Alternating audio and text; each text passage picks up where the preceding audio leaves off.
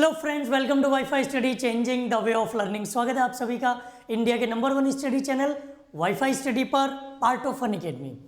मैं संजीव राठौर एक बार फिर से आप सबका स्वागत करता हूं आप सभी के अपनी सपनों की क्लास में। अभी सीजीएल का कैलेंडर आया हुआ है, सारे एसएससी के एग्जाम्स का कैलेंडर आ गया। सीजीएल का एग्जाम सबसे पहले है, सीएचएसएल, एमटीएस, स्टेनोग्राफर, कई सारे आपको एग्जाम देने हैं। चाहे आपका डिफेंस का कोई एग्जाम हो, आपने देखा होगा कि आपके एग्जाम्स में प्रेपोजिशन के बहुत सारे क्वेश्चन आते हैं।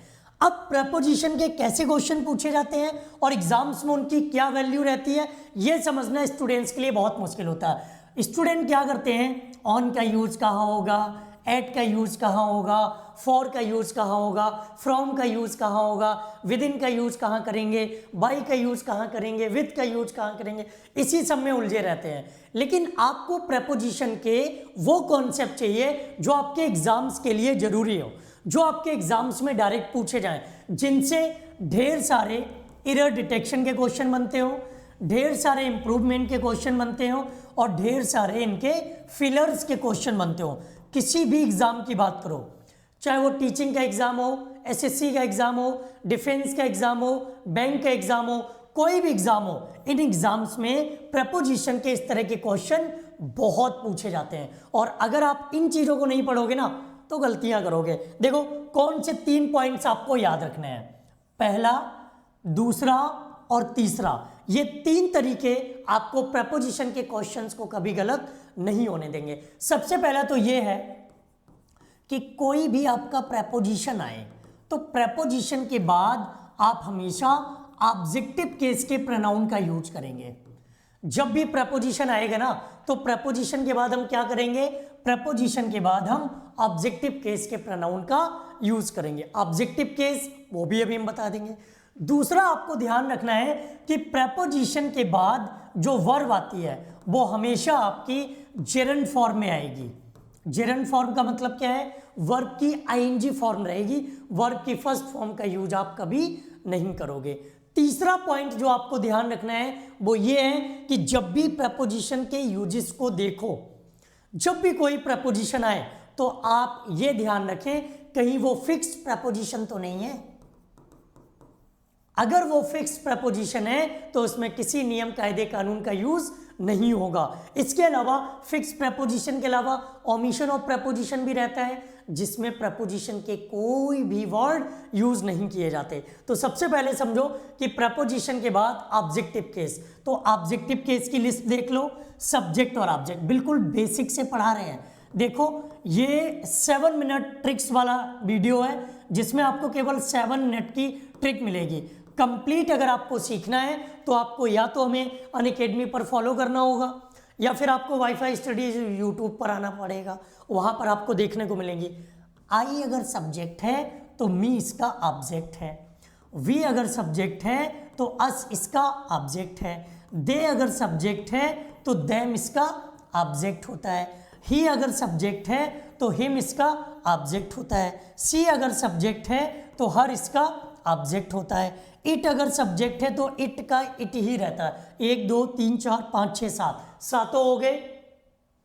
1 2 3 4 5 6, अभी कहाँ यू रह गया।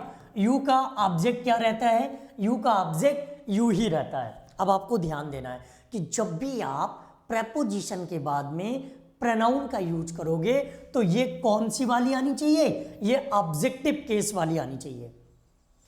प्रेपोजिशन के बाद जब भी आप प्रोनाउन का यूज करेंगे तो वो कैसी होनी चाहिए, वो आपकी ऑब्जेक्टिव केस वाली आनी चाहिए, कभी सब्जेक्टिव केस का यूज नहीं करते। एक ये पॉइंट याद रखना। दूसरा पॉइंट आपको ये याद रखना है कि जब भी आपका प्रेपोजिशन आए और प्रेपोजिशन के बाद में कोई भी वर्ब हमेशा रहेगी कैसी फॉर्म में, जेरंड के फॉर्म में रहेगी। एक्सेप्शन भी है इसका, और इसका एक्सेप्शन क्या है, इसका एक्सेप्शन है टू के साथ आती है वर्ब की फर्स्ट फॉर्म, क्योंकि उस कंडीशन को हम इन्फिनिटिव कहते हैं। उस कंडीशन को क्या कहते हैं, कोई भी प्रेपोजिशन उठा लो एक्सेप्ट टू, सब के साथ आपको जेरंड का यूज करना है। केवल टू के साथ आपको इन्फिनिटिव का यूज करना है, लेकिन टू के साथ भी ऐसी कुछ कंडीशन है जब उनके साथ भी आप जेरंड का यूज कर सकते हो। अब इसके एग्जाम्पल देखो, हमने लिखा you came here for learning। आप यहां पर किस लिए आए हो? आप यहां पर लर्निंग के लिए आए हो। तो फॉर के बाद हमने देखो यहां पर वर्ब का फर्स्ट फॉर्म नहीं रखा, क्या रखा? जेरंड फॉर्म को यूज किया है और जेरंड फॉर्म का ही यूज करेंगे। ठीक है, अगर टू की बात करें, हमने लिखा you came here to learn.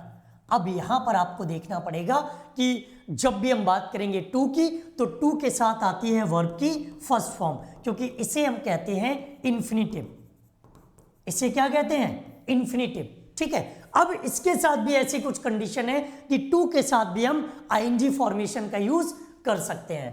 To के साथ जेरंड, जेरंड का मतलब क्या होता है? वर्ब की आईएनजी फॉर्म, वर्ब की आईएनजी फॉर्म। अब ये कहां कहां यूज होता है? जो क्वेश्चन पूछे जाते हैं वही मैं बता रहा हूं। एक है आपका look forward to, look forward to, इसके साथ हमेशा आप किसका यूज करोगे? जेरंड का यूज करोगे। हमने यूज किया use to, accustom to, habituated to.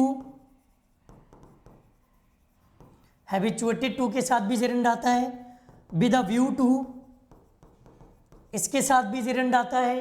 ठीक है, अवर्स टू, इसके साथ भी जेरंड आता है।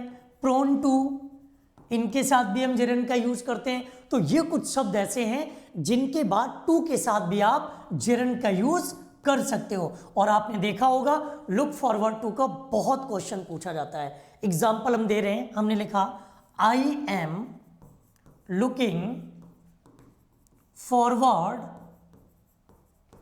To learning new rules.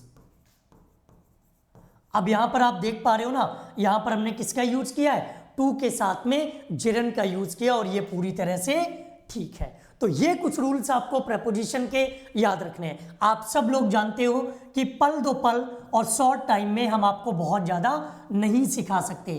Complete preposition के रूल्स, इसके लिए या तो आपको फॉलो करना पड़ेगा हमें यूट्यूब पर, वाईफाई स्टडी पर।